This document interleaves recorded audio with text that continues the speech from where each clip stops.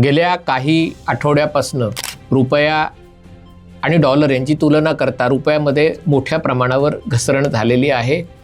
काही जणांच्या मते लवकरच रुपया 100 पार करेल, पण रुपया आणि पाकिस्तानचा रुपया किंवा भारतीय रुपया आणि बांगलादेशी टाका किंवा बांगलादेशी रुपया याची तुलना करता गेल्या वर्षभरात भारतीय रुपयामध्ये घसरण झालेली आहे, मोठ्या प्रमाणावर घसरण झालेली आहे, असं अनेक जणांना आज साक्षात्कार झाला, ते दिसलं आणि त्याच्यामुळे मग प्रश्न उपस्थित करायला सुरुवात झाली की भारताची परिस्थिती खरंच एवढी वाईट आहे की पाकिस्तान आणि बांगलादेशपेक्षाही आपण मागे पडत चाललोय का? तर मला असं वाटतं की या सगळ्या गोष्टीच्या पार्श्वभूमीकडे बघितलं पाहिजे। हे खरं आहे की गेल्या वर्षभरात एका भारतीय रुपयाच्या बदल्यात साधारणतः 3 रुपये 30 पैसे 35 पैसे एवढं पाकिस्तानच्या रुपयाचं अवमूल्यन झालं होतं। तिथपासनं ते आता 2 रुपये 90 पैसे एवढं, म्हणजे साधारणतः 10% पाकिस्तानी रुपयाच्या तुलनेत भारतीय रुपया घसरलेला आहे। खरं आहे, तीच गोष्ट बांगलादेशी टाका हे जे चलन आहे त्याच्या बाबतीतही म्हणता येऊ शकेल। वर्षभरापूर्वी साधारणतः 1 रुपया म्हणजे बांगलादेशचा 1.5 रुपये 1 रुपया 40 पैसे असा भाव होता, तो आता 1 रुपया 26 पैसे 27 पैसे बांगलादेशचा रुपया झालेला आहे। याचा अर्थ भारतीय रुपया बांगलादेशच्या तुलनेतही घसरलेला आहे। पण गेल्या 3 वर्षाचे किंवा 5 वर्षाचे आकडे बघितले तर पाकिस्तानचा रुपया 1 भारतीय रुपया म्हणजे 2 रुपये होता, त्या 2 रुपयावरनं तो 3 रुपये 30 पैसे गेला आणि आता 3 रुपये 30 पैशावरनं 2 रुपये 90 पैसे इतका आला। म्हणजे याच्यातनं एक गोष्ट स्पष्ट होते की गेल्या काही वर्षात बांगलादेश आणि पाकिस्तानच्या चलनाचं खूप जास्त अवमूल्यन झालेलं आहे। आता दुसरा विषय त्याच्यातला बघणं महत्त्वाचं आहे की भारतीय रुपयाचं डॉलरच्या तुलनेत अवमूल्यन का होत आहे, आणि जी भीती व्यक्त केलेली आहे की असंच जर राहिलं तर रुपया 120 रुपयापर्यंत, $1 120 रुपयापर्यंत जाईल वगैरे, ती किती खरी आहे किती खोटी आहे याच्याकडेही बघणं आवश्यक आहे। कोणत्याही चलनाचं मूल्य जर तिथल्या सेंट्रल बँकेने किंवा रिझर्व्ह बँकेने जर ते नियंत्रित केलं नसेल तर बाजारातला मागणी आणि पुरवठा यावर त्या चलनाचं मूल्य ठरतं। भारताच्याकडे बघितलं तर भारताची आर्थिक स्थिती अजूनही चांगली आहे। भारताकडे परकीय गंगाजळी $600 अब्ज जास्त आहे आणि जो अनेक महिन्याचा व्यापार आपण करू शकू, तेलाचाही साठा भारताकडे आहे। पण मग तरी चलनामध्ये अवमूल्यन का होतंय? तर याच्या मागे सगळ्यात महत्त्वाचं कारण आहे ते म्हणजे इराणमधलं युद्ध।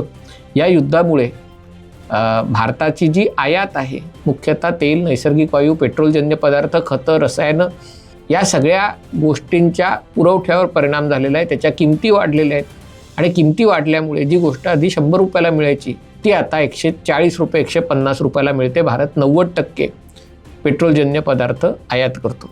दुसरीकडे भारताची जी निर्यात आहे त्या निर्यातीत आखाती देशांचा वाटा खूप मोठा आहे आणि या युद्धामुळे निर्यातीतही अडचणी येत आहेत, अडथळे येत आहेत, कारण व्यापार होत नाही आहे। म्हणजे जेवढा डॉलर आपल्याला खर्च करायचे त्याचा आकारमान वाढलेला आहे, जेवढे डॉलर आपल्याकडे यायचे ते कमी झालेलं आहे।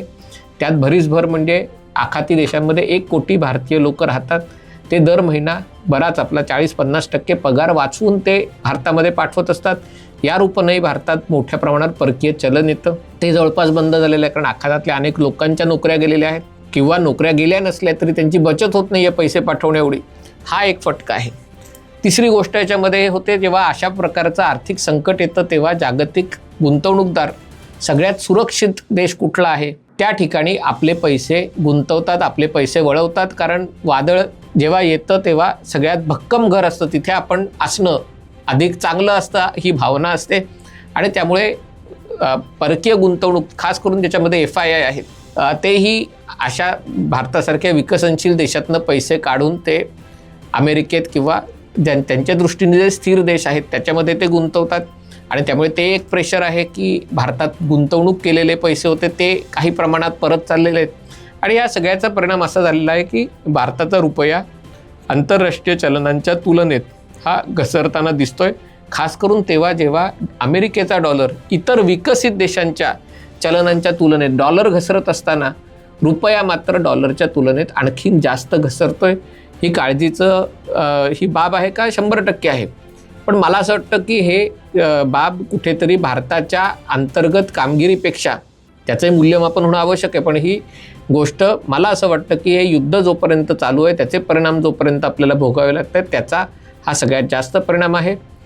मला अशी अपेक्षा आहे की पुढच्या महिनाभरात या युद्धाचा काय तो सोक्षमोक्ष लागेल आणि जर तो सोक्षमोक्ष मनासारखा लागला नाही आणि आखाती देशांमध्ये असंच जर वातावरण राहिलं तर मग भारताला आणखीन वेगाने सुधारणा कराव्या लागतील, आर्थिक शिस्त पाळावी लागेल, देशात परकीय गुंतवणूक यावी म्हणून प्रयत्न करावा लागेल, देशातलाच पैसा देशात खर्च केला जाईल, अशा काही गोष्टी कराव्या लागतील.